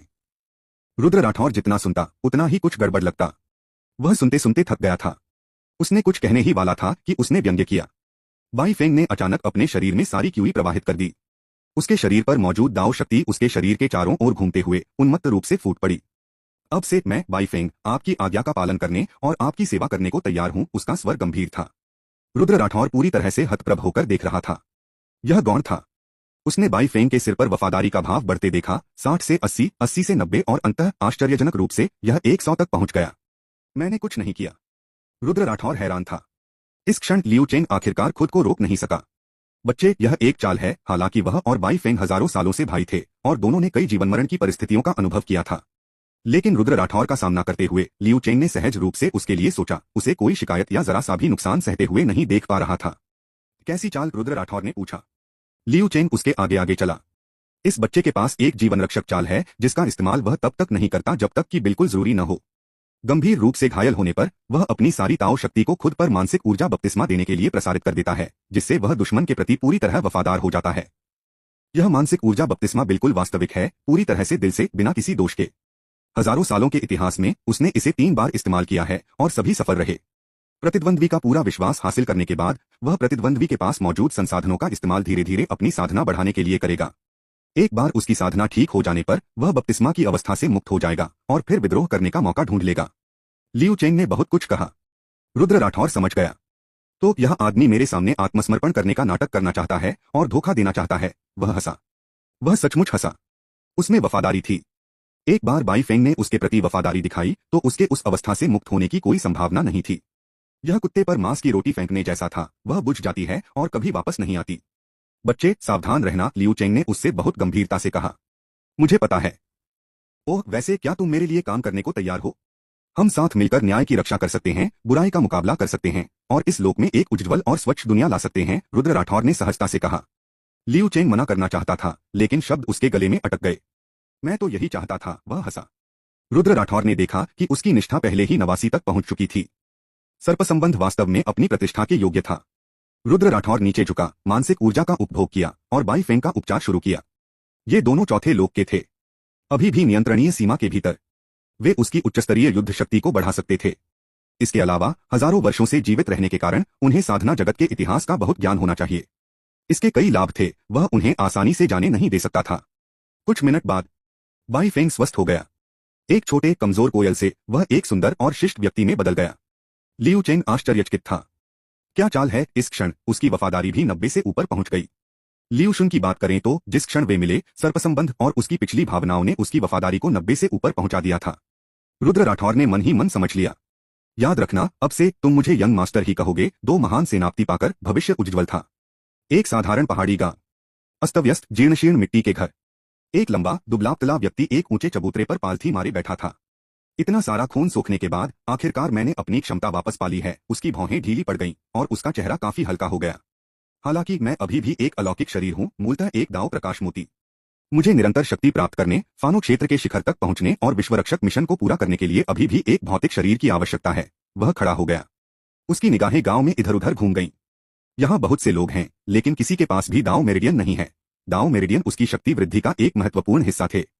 और सबसे महत्वपूर्ण हिस्सा, समय लंबा है, भविष्य दूर है, मुझे अभी भी स्थिर रहना है। इस बार मैं वही गलतियां नहीं दोहराऊंगा। लंबा दुबला-पतला व्यक्ति खिलखिलाकर हंसा। फिर वह दूर एक बड़े पहाड़ की ओर उड़ गया। यहीं पर एक छोटा साधना दल स्थित था, जिसमें सबसे शक्तिशाली प्रथम क्षेत्र शिखर पर था। समय उड़ गया। 9 साल और 6 महीने से ज्यादा समय बाद महान झो शाही महल, अभी भी वुजी हॉल। जी बुक्सियाओ सिंहासन पर बैठे थे, उनकी आंखें तीक्ष्णता से भरी हुई थीं। मंच के नीचे वृद्ध सम्राट जी दान अभी भी मंत्र पढ़ रहे थे। दाओ शक्ति कंपन कर रही थी। उनकी आंखें कसकर बंद थीं, भविष्य के दृश्यों को देख रही थीं। आसपास का क्षेत्र दाझो राज परिवार के सदस्यों से भरा हुआ था, जिनमें से प्रत्येक की नसें तनावग्रस्त थीं। उस अनुमान और भविष्यवाणी को 10 साल हो चुके थे। इन 10 वर्षों में दाझो राज परिवार ने अन्य 3 महान राज परिवारों के साथ मिलकर विभिन्न दानव दमन प्रभागों के कर्मियों के साथ खुफिया जानकारी साझा की। उन्होंने उस व्यक्ति की तलाश में कोई कसर नहीं छोड़ी जिसे वे विपत्ति कहते थे। लेकिन 10 साल बाद उन्होंने हर संभव कोशिश की, अपार संसाधन खर्च किए, फिर भी कुछ नहीं मिला। यह आदमी बहुत अच्छी तरह छिपा हुआ था। शायद वह अभी पैदा ही नहीं हुआ है। आखिरकार अनुमान की बहुत बड़ी सीमाएं थीं, जो सिर्फ वूजी हॉल के आसपास तक ही सीमित थीं, और भविष्य में सटीक समय अभी भी अनिश्चित था। 98 10 वर्ष अध्याय 98 10 वर्ष। कुछ देर बाद जी दान ने अपना अनुमान रोक दिया। उसका चेहरा गंभीर था। बड़े साहब, जी बुक्सियाओ ऊंचे मंच से नीचे उतरा, उसे घबराहट से देख रहा था। आसपास के सभी लोगों के चेहरे पर भी यही भाव थे। यह महान झो के भविष्य के विकास से संबंधित था, इसलिए इसे गंभीरता से लेना ही था। जी दान बोलने में बहुत आलसी था। उसने हाथ हिलाया। एक दृश्य सामने आया। लाल वस्त्र पहने एक सुंदर आदमी वूजी हॉल के बाहर चला आया। उसने अभी भी लोमड़ी का मुखौटा पहना हुआ था। उसके पीछे बड़ी संख्या में ड्रैगन गार्ड खड़े थे। उनके अलावा शाही परिवार के कुछ सदस्य भी थे। वूजी हॉल के अंदर दाजो राज परिवार के महान झो पूर्वज बाहर निकले। उनकी चतुर्थ लोक की शिखर साधना उनके चारों ओर कहर ढा रही थी। लाल वस्त्रधारी व्यक्ति ने ऊपर देखा। रक्त की 2 किरणें निकली। महान झो पूर्वज पिघल गए। कई ड्रैगन रक्षक आगे बढ़े और उस जगह की सफाई करने लगे। लाल वस्त्रधारी व्यक्ति मुड़ा और 9 विशाल सांपों के सिर उड़कर वूजी हॉल में घुस गए और एक एक करके कमजोर राज परिवार के सदस्यों को निगल गए। जमीन खून के धब्बों से ढक गई। ड्रैगन रक्षक ने हमें धोखा दिया। और हमारे आंतरिक सदस्य? हे, कोई आश्चर्य नहीं कि वह वूजी हॉल में प्रवेश कर सका, सभी एक एक करके बोले। जी बुक्सियाओ मुड़े, उनकी नजरें उनके बगल में खड़े एक व्यक्ति पर जमी रहीं। इस व्यक्ति ने काले अजगर ड्रैगन का चोगा पहना था, तलवार जैसी आंखें और तारों जैसी भौहें थीं। उनका स्वभाव असाधारण था। यह वही युवराज था जिसे उन्होंने 2.5 साल पहले नियुक्त किया था। जी लिंग, मुझे एक स्पष्टीकरण चाहिए। हाल के दृश्य में उसका युवराज ठीक उसी तरह दूसरे पक्ष के सामने खड़ा था। पिताजी, मुझे नहीं पता। जी लिंग हतप्रभ था। वह इतने दिनों से पूर्वी महल में साधना कर रहा था, तो उसे बाहर जाने का मौका कैसे मिला? उस विपत्ति के बारे में तो जाने भी नहीं। जी बुक्सियाओ ने अपनी छाती थपथपाई। वह भी क्रोधित था। ड्रैगन गार्ड और शाही परिवार में घुसपैठ हो गई है। दूसरे पक्ष की शक्ति बहुत प्रबल है। उसने गहरी भौहें चढ़ाई। और वह हमला, यह दानव दमन प्रभाग मुख्यालय की नजर होनी चाहिए। दूसरे पक्ष की शक्ति बहुत दुर्जय है। 5वें क्षेत्र का कोई भी प्राचीन पूर्वज उसका विरोधी नहीं है। उनके बीच का अंतर जमीन आसमान जैसा है। जी बुक्सियाओ ने शांति से विश्लेषण किया। कोई जानकारी व्यवस्थित करे और पुनः खोज करे। ड्रैगन गार्ड और सभी शाही परिवार के सदस्यों की हालिया गतिविधियों पर कड़ी नजर रखें। अगर कुछ भी असामान्य पाया जाए तो मुझे तुरंत सूचित करें। यह मामला पूरे शाही परिवार, पूरी दुनिया से संबंधित है। हमारे पूर्वजों द्वारा दी गई नींद मेरे हाथों में नहीं काटी जा सकती। जी बुक्सियाओ ने लगातार जटिल और कठोर आदेश जारी करना शुरू कर दिया। जी दान उसके बगल में बैठा था, उसकी आंखों की रोशनी कम होती जा रही थी। दूसरे पक्ष की शक्ति को उससे बेहतर कोई नहीं समझता था। शिखर पांचवें लोक को मारना कुत्ते को मारने जैसा है। क्या इस दुनिया में कोई है जो उसे रोक सके? शायद हम पांचवें लोक के पुराने पूर्वज की प्रतीक्षा कर सकते हैं। जी दान को अचानक उस व्यक्ति का ख्याल आया। पांचवें लोक के पुराने पूर्वज पहले से ही 4000 साल से ज्यादा पुराने हैं। लगभग 800 सालों से शिखर पांचवें लोक में अटके हुए हैं। अगर वह एक और सफलता हासिल कर सके तो यह असंभव नहीं है। 10 साल, 3600 से ज्यादा दिन। रुद्र राठौर के लिए ये बदलाव बहुत बड़े थे। 10 सालों में उनकी साधना परत दर परत आगे बढ़ी और पहले ही उच्च स्तरीय चौथे लोक तक पहुंच गई। उन्होंने 4 राज्यों, दानव दमन प्रभाग के कुछ शाही परिवार के सदस्यों और उनकी विशेष सेनाओं में सफलतापूर्वक घुसपैठ करने के लिए सम्मोहन गुप्त विधि का उपयोग किया। हाँ, ये 4 देश थे: ग्रेट झो, ग्रेट चू, ताइशुआन और किंग देश। 4 राज्यों का दानव दमन प्रभाग पूरी तरह से उनके नियंत्रण में था। ग्रेट झो का ड्रैगन गार्ड, ग्रेट चू का एजियोर लुआन गार्ड, ताइशुआन की यूनक्सुआन सेना, किंग देश का रक्त जेड गार्ड। बेशक इन सेनाओं के बीच चौथे क्षेत्र से ऊपर के जनरल और कमांडर अभी भी स्वतंत्र थे। रुद्र राठौर ने उन्हें पूरी तरह से खोखला कर दिया। एक नग्न कमांडर होना काफी प्यारा है। इसके अलावा साधना की दुनिया में 99% शक्ति भी उनके नियंत्रण में थी। हे वो भूत राजा सही थे। यह केवल चौथे दायरे से नीचे वालों के विरुद्ध उपयोगी था। चौथे क्षेत्र के ऊपर उन शक्तियों का सामना करते हुए रुद्र राठौर का रवैया बहुत सख्त था और उनके तरीके भी बहुत क्रूर थे। जो लोग आज्ञा का पालन करते थे उन्हें वफादारी के साथ हटा दिया जाता था। जो लोग आज्ञा नहीं मानते थे, कठोर हड्डियों वाले, उन्हें सीधे हटा दिया जाता था। इस प्रक्रिया के दौरान बाई फेंग और लियू चेंग ने उनकी बहुत मदद की। वर्तमान में उनके अधीन प्रचुर प्रतिभा थी। चौथे दायरे में मिंग्यू द्वारा परिवर्तित 009 ज़ोंबी था। Lin Fan, Bai Feng, Liu Cheng. Bai Feng और लियू चेंग की शक्ति 5वें दायरे के असीम रूप से करीब थी। पिछली बार वे दाओ लाइट पर्ल से मरते मरते बचे थे। अवशोषित आत्मा कौशल के हस्तक्षेप के साथ युग्मित वे 5वें दायरे में प्रवेश के करीब और करीब आ रहे थे। छोटे से आंगन में रुद्र राठौर ने लाल चोगा पहना था। वह आंगन के मध्य में लंबा और सीधा खड़ा था। उसके चारों ओर 009, Lin Fan, Bai Feng, Liu Cheng और अन्य 4 चौथे दायरे के पावर हाउस खड़े थे। जाओ, अपना सब कुछ दे दो, जो चाहो उपयोग करो, रुद्र राठौर ने सिर हिलाया। 2 ज़ोंबी और 2 राक्षसों ने संकोच नहीं किया, सीधे अपने सबसे मजबूत हमले शुरू कर दिए। लिन फैन ने मुक्का मारा और 009 ने सीधे किक मार दी। बाई फेंग ने अपने हाथ में नुकीले पंखों से ढकी एक लंबी तलवार पकड़ी और उसे बाहर निकाल दिया। लियू चेंग ने फॉर्मेशन का एक सेट तैयार किया जिसने उनके पूरे शरीर को ढक दिया, जिससे उनकी समग्र ताकत में काफी वृद्धि हुई। एक के बाद एक कई हमले हुए। रुद्र राठौर के हाव भाव अपरिवर्तित रहे। उन्होंने इन हमलों को विफल होने दिया। उन्होंने लिन फैन के मुक्के का सीधा सामना किया। उनके दांव बॉडी में कोई तरंग नहीं दिखी। 009 की किक के कारण रुद्र राठौर की दांव बॉडी टिमटिमा गई, लेकिन कुल मिलाकर इसका बहुत कम प्रभाव पड़ा। बाई फेंग की तलवार ने रुद्र राठौर की दांव बॉडी को सफलतापूर्वक तोड़ दिया, लेकिन अगले ही पल फिर से संघनित दांव बॉडी प्रकट हुई जो बाद के सभी हमलों से प्रतिरक्षित थी। लियू चेंग ने अपना हाथ लहराया। फॉर्मेशन के जटिल सेट सीधे रुद्र राठौर का सामना करते हुए सामने आए।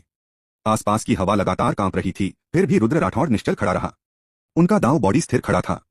चारों ने 10 से अधिक हमले किए। अनंत दांव शक्ति के साथ वे उसकी रक्षा को भेद नहीं सके। रुद्र राठौर मुस्कुराए। अपने हाथ की आकस्मिक लहर के साथ उसमें से शक्ति का एक विस्फोट फूट पड़ा, जिसने चारों को सीधे खदेड़ दिया। यह उनकी शुद्ध शारीरिक शक्ति थी। यह कैंगलान धर्मी पद्धति से संबंधित था। इसे साफ करो। रुद्र राठौर को कुछ अधूरापन महसूस हुआ। ये लोग उसकी ऊपरी सीमा का परीक्षण नहीं कर सके। अभी उसने कुत्तों को मारने की तरह चौथे क्षेत्र के किसानों को मार डाला और वह सामान्य हमले की स्थिति में था। युवा मास्टर अब और अधिक गैर जिम्मेदार होता जा रहा है। हर बार वह केवल अपनी संतुष्टि की परवाह करता है, हमारी भावनाओं की पूरी तरह से उपेक्षा करता है। लिन फैन नाराज दिखे। यह अच्छी बात है। यंग मास्टर जितना मजबूत होगा, हम उतनी ही अधिक सहजता से रहेंगे, बाई फेंग ने मुस्कुराते हुए उसकी चापलूसी करते हुए कहा। लियू चेंग ने इन लोगों को नजरअंदाज करते हुए अपने कपड़े ठीक किए और दूर से लियू जून को ड्रिंक के लिए जाने के लिए बुलाया। केवल 009 को साफ करने के लिए बचा था। ओह, और कवचपने दाव सैनिक उपकरण व्यक्ति। रुद्र राठौर के अलावा ब्लैक द लैंड ने उसे चतुराई से देखा। 10 वर्षों में ब्लैक द लैंड की खेती दांव में प्रवेश करने की 9वीं कक्षा तक पहले ही टूट चुकी थी और पहले दायरे में प्रवेश करना केवल इन 2 दिनों की बात थी।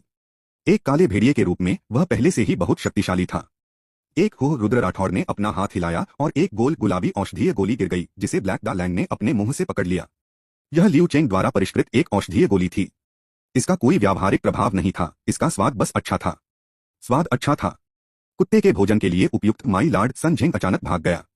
99 परिवर्तन अध्याय 99 परिवर्तन दाओ लाइट मोती के बारे में कोई खबर है? रुद्र राठौर ने पूछा। दाओ प्रकाश मोती बहुत चमत्कारी था। पिछले 10 वर्षों से उन्होंने कभी भी खोज करना बंद नहीं किया था। लेकिन दुर्भाग्य से सारी शक्ति होने के बाद भी उसे एक भी जानकारी नहीं मिल सकी। बेहतरीन नॉवल पढ़ने के लिए आप हमारे यूट्यूब चैनल और Telegram premium channel audio journey के साथ जुड़ सकते हैं। यह दाव लाइट मोती नहीं है, यह किंग कंट्री है। वहां कुछ हुआ। देखो तुम कितने चिंतित हो। तुम किस बात से घबरा रहे हो? रुद्र राठौड़ ने कुछ जिज्ञासा से सुन झेंग की ओर देखा। उसे इतना चिंतित करने के लिए ऐसा लग रहा था कि किंग देश में मामला छोटा नहीं था। सन झेंग शांत हुए और अपने विचारों को व्यवस्थित किया। किंग देश का पूरा माँ परिवार 156 लोग मारे गए, जिनमें माँ शियाओयू भी शामिल था। माँ जियाओयू, वह छोटी सी लोली जिसे फटे कपड़े पहनना पसंद था। रुद्र राठौड़ ने उसकी ओर देखा। मुझे विशिष्ट स्थिति बताओ। पिछली रात किसी ने माँ परिवार में अतिक्रमण कर लिया, जिससे परिवार के सभी लोगों की मौत हो गई। माँ परिवार के पैतृक हॉल से एक 5वें दायरे का ज़ोंबी भेजा गया था, लेकिन फिर भी उस व्यक्ति द्वारा उसे मार दिया गया। स्थानीय दानव दमन प्रभाग ने निष्कर्ष निकाला कि उस व्यक्ति का क्षेत्र भी 5वां क्षेत्र था और उस 5वें क्षेत्र के ज़ोंबी को मारने के लिए काफी प्रयास करना पड़ा। माँ परिवार का विनाश हो गया। ये कोई छोटी बात नहीं थी। रुद्र राठौड़ इस शवशोधन परिवार को लेकर काफी चिंतित थे। ये 10 साल वह व्यक्तिगत रूप से किंग देश गए, कुछ प्रयास किए और माँ परिवार के सभी कृषकों को अपनी कमान में ले आए। उन्होंने माँ फैमिली में 5th रियलम जॉम्बी भी देखा था, जिसमें वर्तमान फैमिली हेड द्वारा हेरफेर किया गया था, लेकिन बहुत अधिक उपयोग प्रतिबंधों के कारण उन्हें व्यक्तिगत रूप से इसका परीक्षण करने का अवसर नहीं मिला। हालांकि 5वें दायरे के ज़ोंबी का स्वास्थ्य स्तर काफी मोटा था।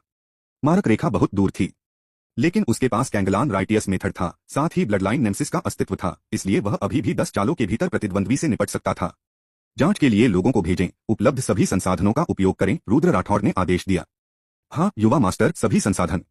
इसमें 4 राज्यों के दानव दमन प्रभाग, 4 राज्यों की शाही शक्तियां और 4 राज्यों में 90% संप्रदाय और परिवार बल शामिल थे। 10 साल के विकास के बाद रुद्र राठौड़ की ताकत छोटी नहीं थी। दिलचस्प, मैं इसका इंतजार कर रहा हूं। मुझे उम्मीद है कि मैं अपनी असली ताकत का परीक्षण कर सकता हूं। उसने अपनी मुट्ठी हल्की सी भींच ली। वह थोड़ा उत्साहित था। अब उन्नत चौथे क्षेत्र में उसके आसपास के सभी लोगों ने एक मार रेखा दिखाई। अपनी जेबों में हाथ डालकर वह नहीं जानता था कि प्रतिद्वंद्वी क्या है। किंग देश। वांग यू अपने भारी शरीर को घसीटते हुए पहाड़ों और जंगलों के बीच से भाग रहा था। वह छलांग लगाकर पास के एक टेढ़ी गर्दन वाले पेड़ पर खड़ा हो गया और थोड़ी देर आराम करने लगा।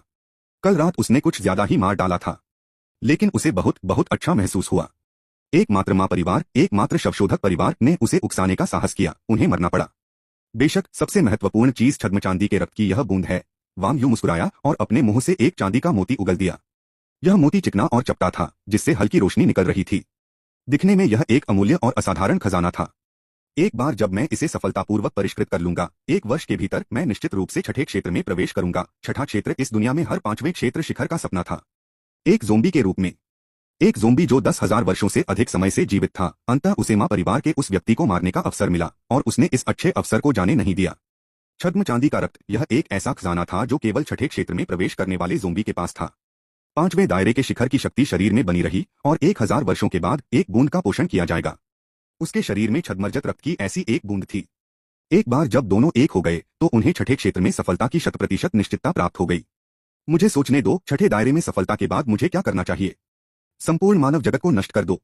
दानव दमन प्रभाग का विनाश करें। और वह बूढ़ा आदमी जो दायरे की रखवाली करता है, हाँ, एक बार जब मैं सफल हो जाऊंगा तो मैं निश्चित रूप से उसके कुत्ते की जान ले लूंगा। वांग यू ने छद्म चांदी के खून को दूर रखा और चिल्लाया। एक सुंदर और शांत खेती कक्ष। एक दुबला-पतला युवक चुपचाप खेती करता रहा। उन्होंने एक पीला वस्त्र पहना था। परिधान के दोनों तरफ 2 पीले ड्रैगन की कढ़ाई की हुई थी। उनके मुंह खुले हुए थे, जिसमें से 2 सुनहरे पीले ड्रैगन मोती निकल रहे थे। उसकी आंखें कसकर बंद थीं और उसके केंद्र से अजीब क्यूई की धाराएं निकल रही थीं। हवा में मौजूद दाव शक्ति उसके शरीर में समाहित होकर बहुत अधिक कंपन कर रही थी। कुछ मिनट बाद युवक की नाक मुड़ गई। कल्टीवेशन रूम के बाहर से कदमों की आहट आई। युवा मास्टर, आज का रक्त भोजन आ गया है। युवक उठ खड़ा हुआ। वह बाहर पहुंचा और पकड़ लिया। दरवाजे की चौखट टूट गई। बाहर एक अधेड़ उम्र का आदमी और एक दुबला-पतला, क्षीण, दयनीय छोटा लड़का हवा के माध्यम से उसकी पकड़ में आ गया। यंग मास्टर, मैं छोटी गुइजी हूँ, नौकर ने संघर्ष करते हुए बिप्सी से हाथ हिलाया। हालांकि वह सतह पर झो परिवार का सबसे मजबूत व्यक्ति था, एक ग्रैंड मास्टर विशेषज्ञ जो जियानगू में घूमता था, अपने ही अमर स्तर के युवा मास्टर का सामना करता था, फिर भी वह एक चींटी की तरह था, पूरी तरह से शक्तिहीन। मुझे पता है, युवक की आवाज स्पष्ट थी, लेकिन मैं बस थोड़ा सा छोटा हूँ। जब तक मैं तुम दोनों को खाऊंगा, मैं ब्रेक थ्रू कर सकता हूँ। युवक ने अपना मुंह पूरा खोल दिया। अंदर दांतों की 5 पंक्तियां दिख रही हैं। उसके पूरे मुंह में हर दांत नुकीला, सघन रूप से भरा हुआ था, भूत की तरह। इस संसार की सुरक्षा के लिए अपने जीवन का बलिदान देना बहुत सार्थक है, युवक ने कहा। उसका मुंह और अधिक चौड़ा हो गया, 10 मीटर लंबा और 5 मीटर चौड़ा हो गया। उसके पूरे चेहरे और शरीर का रूप बदल गया। उसने अपना हाथ जोर से मारा और दोनों को अपने पेट में निगल लिया। रक्त और क्यूई उसके शरीर में प्रवेश कर गए। उसकी सारी शक्ति एकदम वापस लौट आई। ये गुई ने संतुष्ट होकर अपने मुंह के कोने को चाटा। उसकी लाल जीभ से एक अजीब हरी रोशनी निकल रही थी। इस बार ठीक होने में 10 साल लग गए, काफी लंबा समय। उसने अपनी मुट्ठी भींच ली। उससे एक शक्तिशाली आभा निकल रही थी। इस समय उसका लोक छठे लोक में पहुंच गया था। इस दुनिया में सबसे मजबूत क्षेत्र, एक ऐसा स्तर जिस तक हजारों वर्षों में केवल कुछ ही लोग पहुंच पाए थे। रिकवरी सफल रही, अब वापसी का समय है। ये गुई ने ऊपर देखा। उसका शरीर प्रकाश की एक धारा में परिवर्तित हो गया, जो सीधे आकाश की ओर जा रही थी। कुछ दिन बाद ताजा खबर थी रुद्र राठौड़ के पास। बाई फेंगमा परिवार के पास गए और अपराधी को ढूंढने के लिए अपनी क्षमता का इस्तेमाल किया। अब उनकी पहचान और ताकत की पुष्टि हो चुकी थी। तो दूसरी party fifth realm peak zombie है। रुद्र राठौड़ ने बाई फेंग की ओर देखा। हाँ, मार्गदर्शक तावीज गलत नहीं होगा, बाई फेंग ने निश्चितता के साथ जवाब दिया। 5वां क्षेत्र शिखर। यदि मैं कोई कदम उठाता हूँ तो मैं काफी आश्वस्त हूँ। सबसे महत्वपूर्ण बात यह है कि यह ज़ोंबी जंगली है। उसके द्वारा एक जंगली ज़ोंबी को फिर से परिष्कृत किया जा सकता था, बिल्कुल लिन फैन की तरह। वह इस समय चौथे क्षेत्र में था और ज़ोंबी 5वें क्षेत्र में था। एक बार सफल होने पर यह निश्चित रूप से छठे दायरे की चांदी की लाश होगी। यदि कोई और होता तो उनके शरीर का रक्त और दांव शक्ति इस तरह के शोधन का समर्थन नहीं कर सकते थे, लेकिन वह अलग था। मुझे मार्गदर्शक तावीज दो और किंग कंट्री दानव दमन प्रभाग और क्रिम्सन ब्लड गार्ड्स को उसकी और मेरी क्यूई और निशानों को छिपाने का आदेश दो। यह युवा मास्टर उसके साथ युद्ध करना चाहता है। रुद्र राठौड़ ने अपनी जीभ चाट ली। बाई फेंग ने बिना कुछ कहे उसे परिष्कृत मार्गदर्शक तावीज सौंप दिया। युवा मास्टर, आप इस यात्रा पर अपने साथ किसे ले जा रहे हैं? लियू चेंग, जो पास में सुन रहा था, ने रुद्र राठौड़ की उत्सुक अभिव्यक्ति देखी और पूछा। सिर्फ मैं? किंग देश के लोगों से कहो कि वे मेरे साथ पूरा सहयोग करें। रुद्र राठौड़ ने मार्गदर्शक तावीज पकड़ रखा था। उसका शरीर बिजली में बदल गया और किंग देश की ओर उत्तर की ओर उड़ गया। गति बढ़ाने के लिए उन्होंने सीधे एसेंस डिप्लेशन का उपयोग किया। उनका जीवनकाल लगातार उपभोग और पुनःपूर्ति करता रहा। उसकी गति बहुत बढ़ गई। केवल गड़गड़ाहट सुनाई दे रही थी, लेकिन उसकी आकृति कहीं दिखाई नहीं दे रही थी। अनुकूल अनुस्मारक वेबसाइट को संशोधित किया जाने वाला है, जिसके परिणामस्वरूप पढ़ने की प्रगति में कमी आ सकती है। 100 प्रारंभ करें। अध्याय 100 प्रारंभ करना। लिन फैन, हम एक सौदा कैसे करें? लियू चेंग सूखे कुएं के किनारे पर खड़ा था और बोलते हुए अपने हाथ मल रहा था। उनका लहजा बहुत गंभीर था। कुएं से जोर की आवाज आई। नहीं, इसके तुरंत बाद एक आकृति उछल पड़ी। लिन फैन ने काले कपड़े पहने हुए थे। उसका सुंदर चेहरा अनिच्छा से भरा हुआ था। तुम्हारे साथ सौदा करने में क्या अच्छा है?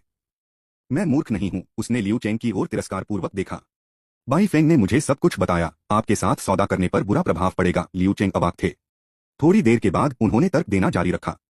बकवास, यह भारी मुनाफे वाला एक बड़ा सौदा है। क्या सभी के लिए समान मूल्य पर विनिमय करना और उन्हें जो चाहिए वह प्राप्त करना अच्छा नहीं है? लिन फैन ने सिर हिलाया। जहां तक सौदे करने की बात है, आप इस जीवन काल में इसके बारे में भूल सकते हैं। इतना कहकर उसने खरबूजे के 20 फोड़े और चला गया। लियू चेंग ने अफसोस के साथ उसकी ओर देखा।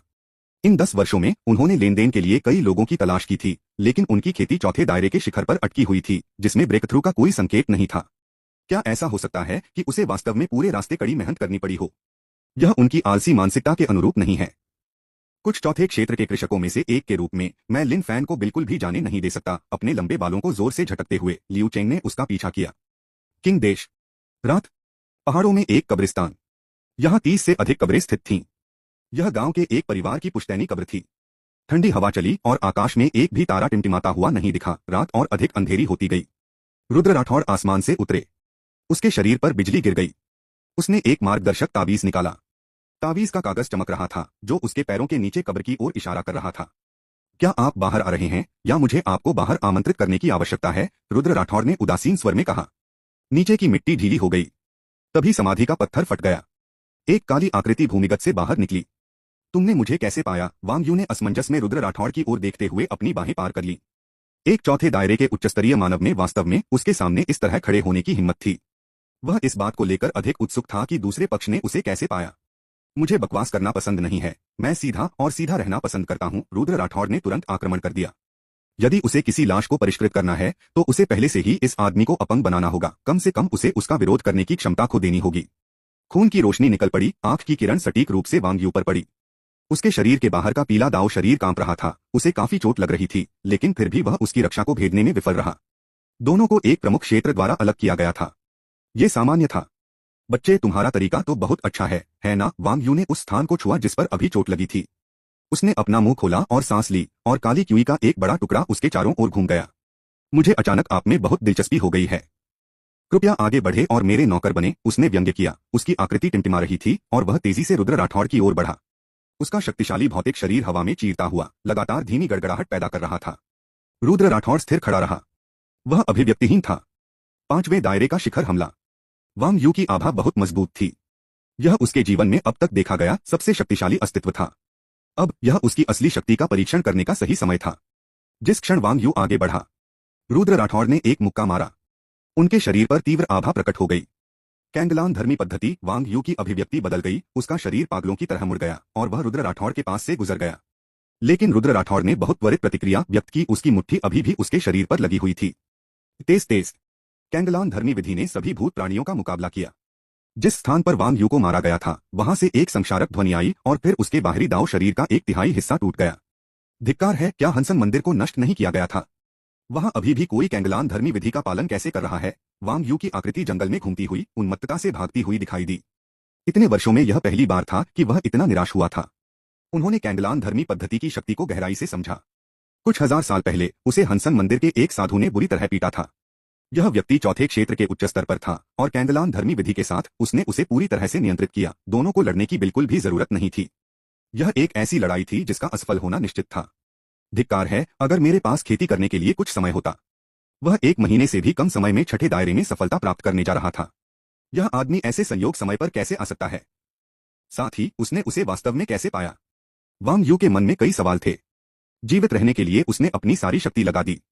एसेंस डिप्लेशन का उपयोग करते हुए रुद्र राठौड़ बिजली में परिवर्तित होकर पीछे चले गए और उनके बीच की दूरी कम और कम होती गई। बच्चे, पीछा करना बंद करो। कैंगलान धर्मी विधि की उपकाई भरी आभा को महसूस करते हुए वांग यू पीछे मुड़ा और दहाड़ने लगा। तुम्हें मेरी परवाह क्यों है? रुद्र राठौड़ ने तेजी जारी रखी।